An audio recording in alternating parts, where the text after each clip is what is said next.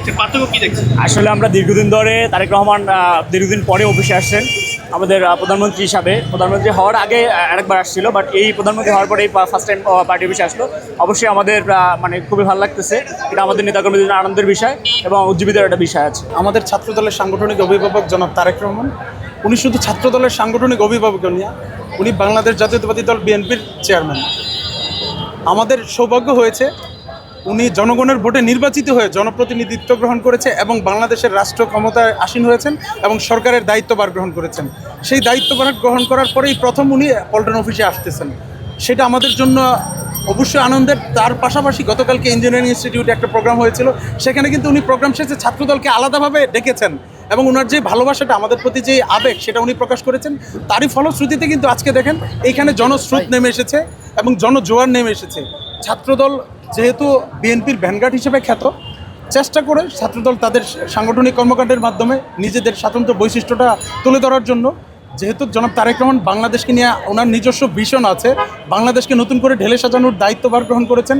বিগত 16-17 বছরের যে ভঙ্গুর কাঠামো ছিল বাংলাদেশের রাষ্ট্র কাঠামোতে, সেটাকে ঢেলে সাজানোর যে ভিশন, সেই ভিশনে ছাত্রদলকে উনি ভ্যানগার্ড হিসেবেই ব্যবহার করবে বলে আমরা বিশ্বাস করি।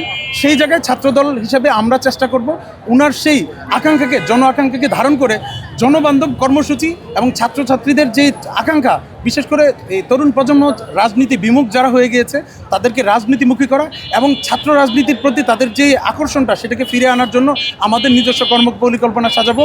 সেটাকে তুলে ধরে সেই কর্মপরিকল্পনা অনুযায়ী কাজের মাধ্যমে ওনার যে ভিশন সেটাকে বাস্তবায়ন করার ক্ষেত্রে আমরা আমাদের ভূমিকা রাখার চেষ্টা করব। আমরা অপেক্ষা করছি দুপুর থেকে, কারণ বাংলাদেশের প্রধানমন্ত্রী জনাব তারেক রহমান উনি প্রধানমন্ত্রী নির্বাচিত হওয়ার পরে বাংলাদেশ জনগণ প্রত্যক্ষ ভোটের মাধ্যমে আজকে প্রথম বিএনপি পার্টি অফিসে আসছেন। উনি গতকাল ছাত্রদলকে বলেছিলেন আমি পার্টি অফিসে যাব, তোমরা আসো সবাই। তো আমরা সেই দুপুর থেকে ছাত্রদল অপেক্ষা করছি, কিন্তু কোনো ছাত্রদল অপেক্ষা করছি। আগে তো আসছেন, আসলে আগে তো আসছেন আন্দোলনে, এখন আসছেন আমাদের আগে আশা ছিল আমরা আন্দোলন সংগ্রাম, গুম খুন হব, অ্যারেস্ট হব, জেনে শুনে আসছি। আজকে আশাটা ছিল আমার আনন্দের, কারণ আমরা 17 বছর আন্দোলনের প্রতীক্ষিত আন্দোলনের ফলে ফ্যাসিস্ট হাসিনাকে বিদায় করার পর জনগণের প্রত্যেক ভোটের মাধ্যমে, ভোট আদায় করার মাধ্যমে বাংলাদেশের প্রধানমন্ত্রী তারেক নির্বাচিত হয়েছেন। সে আমাদের ছাত্রদলের সামনে অভিভাবক বাংলাদেশের প্রধানমন্ত্রী জনাব তারেক রহমান, যে আমাদের অভিভাবক আসছেন, বাংলাদেশের গার্ডিয়ান আসছেন, বাংলাদেশের প্রধানমন্ত্রী। সে আনন্দে আমরা উচ্ছ্বাসিত অনেক।